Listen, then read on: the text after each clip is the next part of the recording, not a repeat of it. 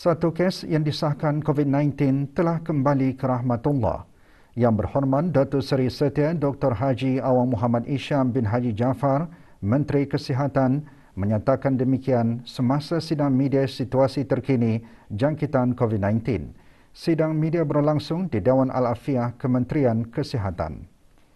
Menyertai sidang media tersebut Yang Berhormat Datuk Seri Setia Dr. Awang Haji Muhammad Amin Liu bin Abdullah, Menteri di Jabatan Perdana Menteri dan Menteri Kewangan dan Ekonomi kedua, dan Yang Berhormat Datuk Seri Setia Awang Haji Hamzah bin Haji Sulaiman, Menteri Pendidikan. Kes tersebut ialah seorang perempuan berumur 67 tahun yang merupakan kes 6779. Kes ini telah mengalami beberapa masalah kesihatan dan tidak dikategorikan sebagai kematian disebabkan oleh jangkitan COVID-19. Manakala punca kematian bagi kes 7068 yang sebelum ini masih dalam siasatan telah disahkan sebagai kematian disebabkan jangkitan COVID-19.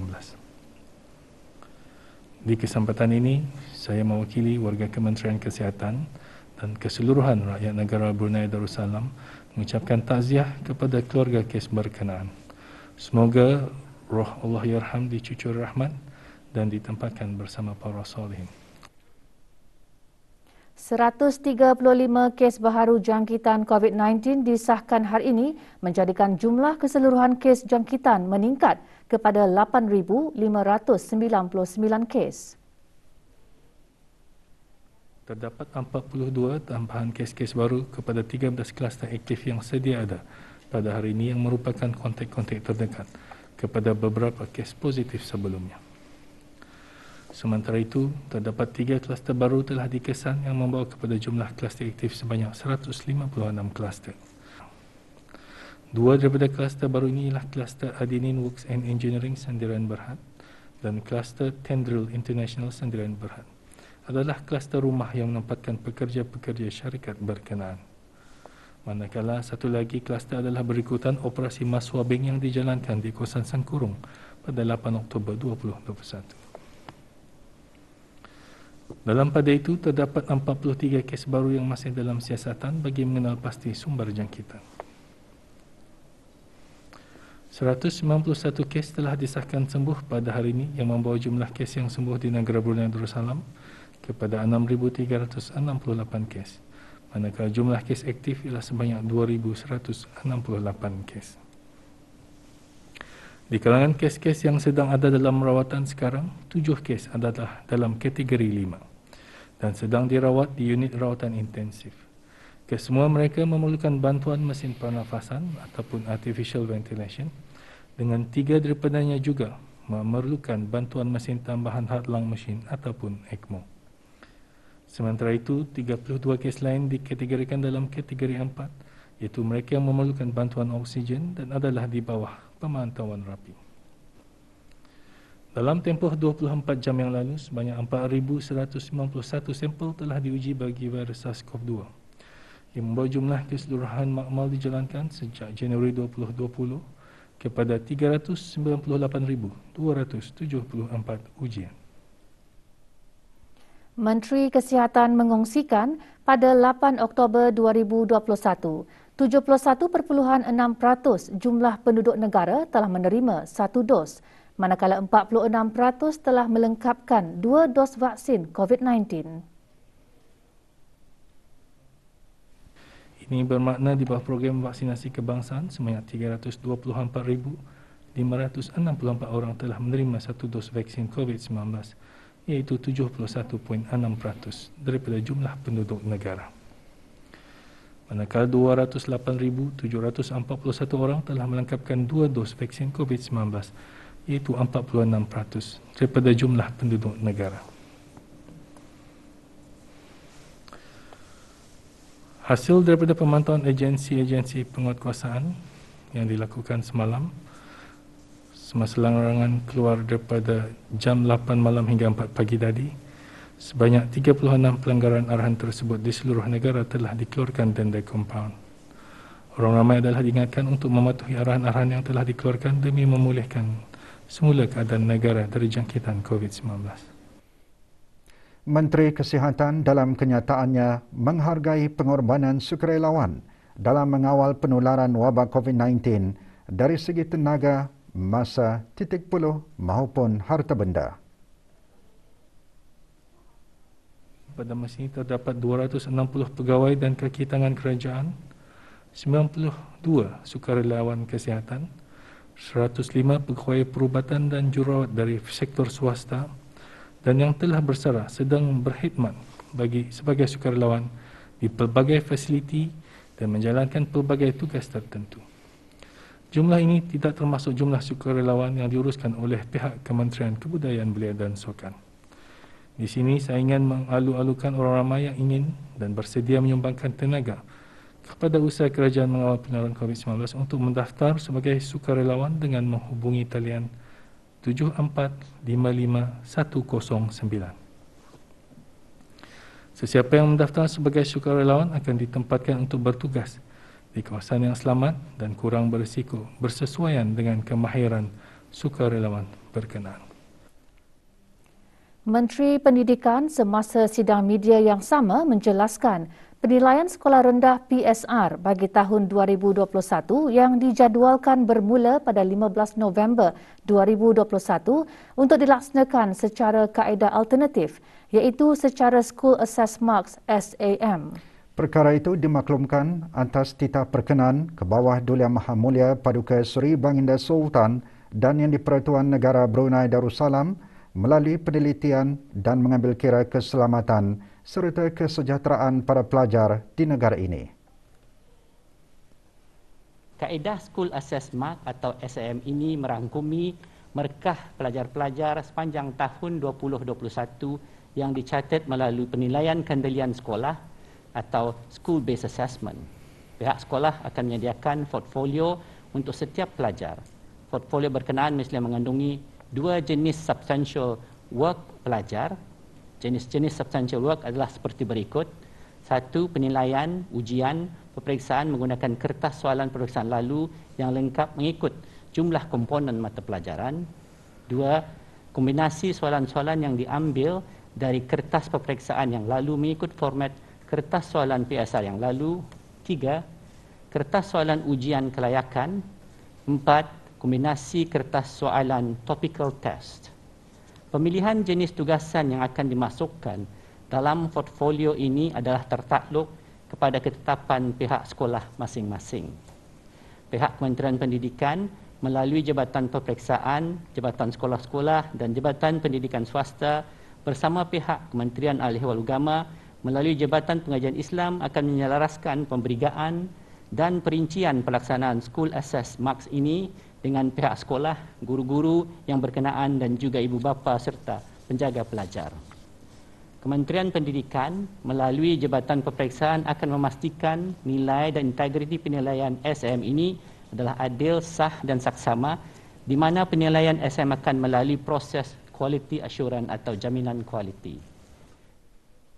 Kerjasama orang ramai sangat diperlukan bagi mencapai strategi operasi pulih dalam mengawal penularan jangkitan COVID-19 di negara ini. Menteri di Jabatan Perdana Menteri dan Menteri Kewangan dan Ekonomi kedua berkata demikian dalam sesi soal jawab semasa sidang media situasi terkini jangkitan COVID-19. Seperti mana tadi yang diumumkan oleh Yang Berhormat Datuk Menteri daripada jumlah berikutan peningkatan jumlah individu yang melanggar arahan. Beberapa penilaian bakal dipertimbangkan sama ada menaikkan kadar denda atau kaedah lain. Bagaimanapun, ia tertakluk kepada penilaian hasil dapatan operasi pulih yang bakal berakhir pada 17 Oktober 2021. Tadi adalah berasaskan kepada jumlah penduduk dalam negeri. Bagi menghargai dan memberi sokongan kepada barisan hadapan dan profesional perubatan yang begitu dedikasi dalam membendung penularan COVID-19, pelbagai sumbangan terus diterima oleh Kementerian Kesihatan. Baru-baru ini, Kementerian Kesihatan menerima sumbangan berupa 1,000 set kelengkapan pelindungan peribadi perubatan PPE bernilai RM20,000. Sumbangan daripada pengusaha dan selebriti Brunei Wu Chun ini diserahkan kepada Awang Haji Maswadi bin Haji Mohsin, Setiausaha Tetap Kementerian Kesihatan. Sumbangan berupa face shield, boot cover dan protective suit bagi para barisan hadapan kesihatan di Kementerian Kesihatan, Jerudong Park Medical Center dan Pantai Jerudong Specialist Center. Orang ramai yang ingin membuat sebarang sumbangan bolehlah berhubung terus dengan MOH Emergency Operation Center melalui talian 7295-712 pada waktu bekerja. Dalam sama-sama memeriahkan dan memperingati Hari Keputeraan Junjungan Besar kita, Nabi Muhammad SAW, laungan dikir terus bergema di masjid-masjid, surau dan balai ibadat di seluruh negara.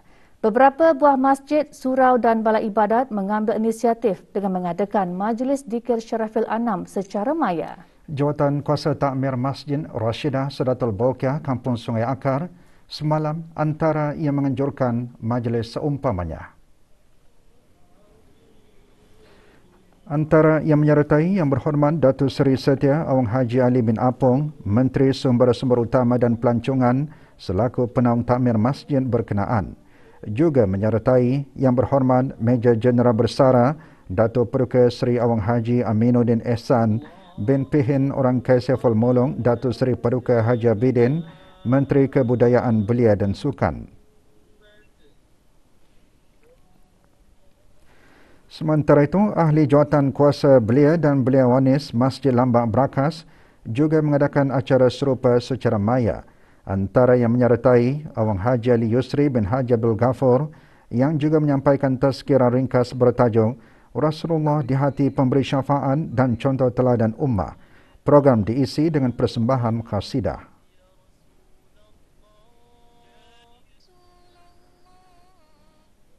Beberapa buah masjid, surau dan balai ibadat juga mengadakan majlis yang sama secara maya. Antaranya Masjid Yayasan Sultan Haji Hassan Al-Bolkiah dan Masjid Kampung Pintu Malim, daerah Brunei Muara, Masjid Kampung Telisai dan Masjid Kampung Penanjung, daerah Tutong, serta Masjid Kampung Selangan, daerah Temburong. Keupayaan dan semangat untuk terus meneroka kaedah baharu perlu untuk terus ada dalam perkhidmatan pos. Sebagai sektor yang tercabar dengan kemajuan digital, perkhidmatan pos juga perlu bijak merangka dan melaksanakan strategi bagi meraih peluang dari kemajuan digital. Ini termasuklah lebih peka kepada permasalahan dan keperluan pengguna yang berharap kepada perkhidmatan pos untuk kelangsungan urusan mereka. Menteri Pengangkutan dan Infokomunikasi menjelaskan dalam perutusan sempena sambutan Hari Pos Sedunia dengan tema Innovate to Recover, Hari Pos Sedunia disambut pada setiap 9 Oktober. Yang Berhormat Datuk Seri Setia Awang Abdul Muttalib bin Pihit Orang Kaya Seri Setia Datuk Paduka Awang Haji Muhammad Yusof juga menyatakan aktiviti e-commerce dan pembelian secara dalam talian mengalami peningkatan yang ketara, lebih-lebih lagi sejak penularan wabak COVID-19. Jabatan Perkhidmatan Pos juga merekodkan peningkatan penerimaan bungkusan dari luar negara.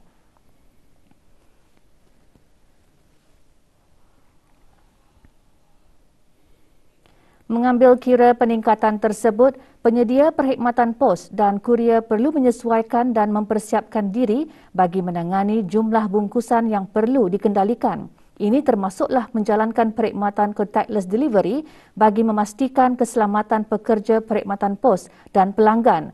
Pendekatan yang lebih inovatif dan berteraskan pelanggan adalah penting bagi memastikan kelangsungan perkhidmatan yang diberikan mengikut proses, garis panduan dan prosedur operasi standard yang dikemas kini berdasarkan keperluan semasa.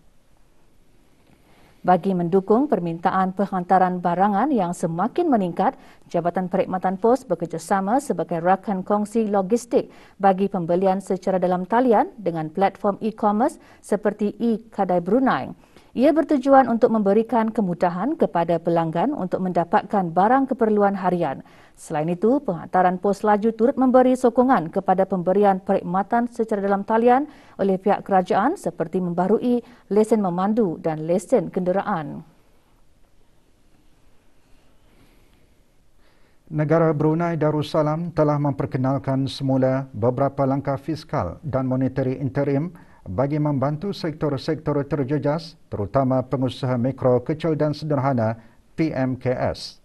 Timbalan Menteri Kewangan dan Ekonomi menjelaskan langkah-langkah tersebut diambil berasaskan strategi bagi mengekalkan kesejahteraan awam melalui penjagaan kesihatan yang efisien, melindungi pekerjaan dan menyediakan bantuan bagi individu dalam bentuk kewangan dan pembangunan kapasiti dan memberi sokongan dan bantuan kepada perniagaan bagi memastikan kelangsungan dan kedayatahanan. Semasa berucap pada the 27 APEC Small and Medium Enterprises Ministerial Meeting SMEMM yang diadakan secara maya, Datuk Seri Paduka Dr. Haji Abdul Manaf bin Haji Matusin seterusnya mengongsikan gelombang kedua dan ketiga pandemik COVID-19 menjejaskan usaha pemulihan global dan negara Brunei Darussalam tidak terkecuali daripada mengalami gelombang kedua Ogos lalu. Timbalan Menteri Kewangan dan Ekonomi juga antara lain menekankan perlunya memiliki dasar-dasar kerajaan yang efektif bagi memastikan kedayatahanan, inklusiviti dan kemampanan PKS, memfokuskan penggunaan dan integrasi digital dan memperbaiki akses kepada kewangan. Mesyuarat yang bertemakan SME Resilience in a World with COVID-19 dipengerusikan oleh The Honourable Stuart Nash, Menteri bagi Peniaga-Peniaga Kecil New Zealand. Sektor bukan minyak dan gas terus mencatatkan pertumbuhan yang positif pada suku kedua tahun 2021 dengan peningkatan sebanyak 0.9%. Pertumbuhan keluaran dalam negara kasar KDNK bagi suku kedua 2021 pula mencatatkan penurunan sebanyak 2.1% tahun ke tahun. Ia disebabkan oleh penurunan dalam sektor minyak dan gas iaitu sebanyak 4.7%. Jumlah KDNK pada harga semasa adalah sebanyak 4.7 bilion ringgit berbanding 4.0 bilion ringgit pada suku kedua 2020. Menurut siaran media Jabatan Perancangan Ekonomi dan Statistik, Kementerian Kewangan dan Ekonomi, penurunan dalam sektor minyak dan gas adalah disebabkan oleh penurunan pengeluaran minyak mentah dari 118.3 ribu tong sehari pada suku kedua 2020 kepada 111.1 ribu tong sehari pada suku kedua 2021. Pengeluaran gas asli cecar LNG juga mencatatkan penurunan. Penurunan pada pengeluaran minyak mentah dan gas asli disebabkan oleh aktiviti penyelenggaraan dan pemulihan. Sementara penurunan pengeluaran LNG pula disebabkan oleh bekalan gas yang terhad dan aktiviti penyelenggaraan pada salah satu kemudahan loji LNG. Manakala peningkatan dalam sektor bukan minyak dan gas disebabkan peningkatan dalam subsektor perdagangan borong dan runcit selaras dengan peningkatan permintaan domestik. Ini diikuti peningkatan subsektor elektrik dan air dan subsektor perkhidmatan kesihatan. Selain itu, sektor pertanian, perhutanan dan perikanan juga mencatatkan kenaikan sebanyak 12.9% pada suku kedua 2021. Mengikut pendekatan perbelanjaan, penurunan KDNK disebabkan penurunan permintaan luar iaitu ekspor barangan dan perkhidmatan sebanyak 10.9% tahun ke tahun. Bagaimanapun, penurunan tersebut diimbangi oleh peningkatan permintaan dalam negeri seperti perbelanjaan penggunaan akhir kerajaan, diikuti perbelanjaan kapital, khususnya pelaburan swasta dan perbelanjaan penggunaan akhir isi rumah. Sebanyak 36 kompan dikeluarkan semasa operasi pulih semalam yang banyak tertumpu kepada kesalahan melibatkan pelanggaran arahan bertahan di kediaman masing-masing. 21 kesalahan dikesan di daerah Brunei dan Muara, 14 kesalahan dilaporkan di daerah Belait, manakala 1 kesalahan di kawasan daerah Tutong. Justru usaha perlu digambling dengan meningkatkan kerjasama kesemua pihak terutama sekali masyarakat awam dalam menanai tanggungjawab dengan mematuhi langkah-langkah keselamatan dan larangan-larangan yang diberikan oleh pihak kerajaan.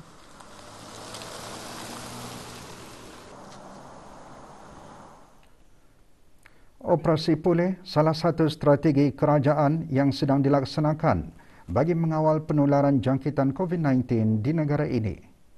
Bermula 4 Oktober lalu, orang ramai diarahkan untuk berada di kediaman masing-masing bermula pukul 8 malam sehingga 4 pagi selama 2 minggu.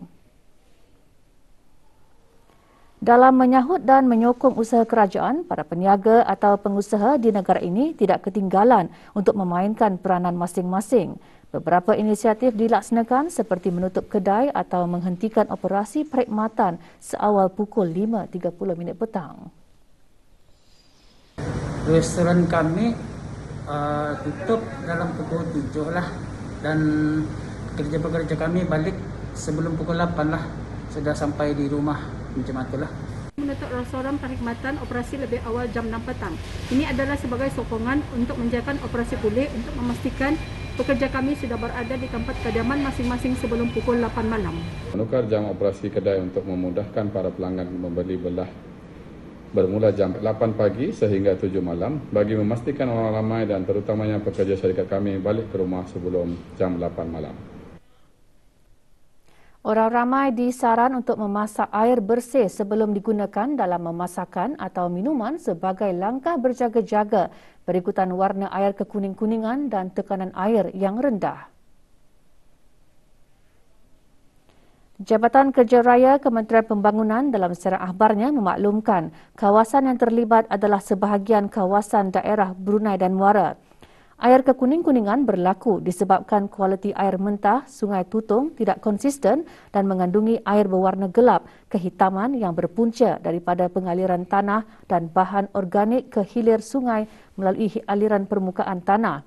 Pelbagai kerja operasi telah dipertingkatkan, antaranya memantau kualiti air mentah dan air proses di loji rawatan air serta memastikan tangki penapisan, kolam penjernih, dos kimia dan pam-pam di loji rawatan air berfungsi dengan baik.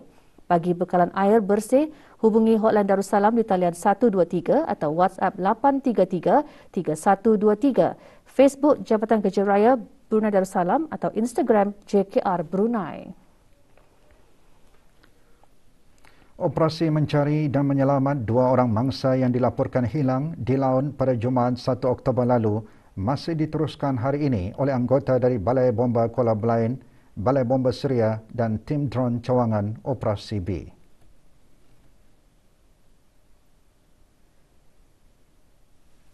Menurut Jabatan Bomba dan Penyelaman, mangsa dipercayai pergi ke laut untuk memancing ikan dengan menggunakan sebuah perahu berukuran 21 kaki berwarna kuning dan biru. Operasi mencari bermula dari pukul 12 tengah hari hingga pukul 6 petang tadi. Operasi mencari dan menyelamat dijalankan di kawasan pesisiran pantai Los Tanjung Kuala Belait hingga ke pesisiran pantai Scott Sungai Bera, Seria dan turut dibantu oleh 5 orang sukarelawan. Berikutan keadaan cuaca tidak menentu, pihak berkuasa maritim dan pelabuhan negara Brunei Darussalam, MPABD, dalam siaran akhbarnya menasihatkan orang ramai, terutama pemandu bon, untuk mengambil langkah berjaga-jaga sebelum menaiki bon.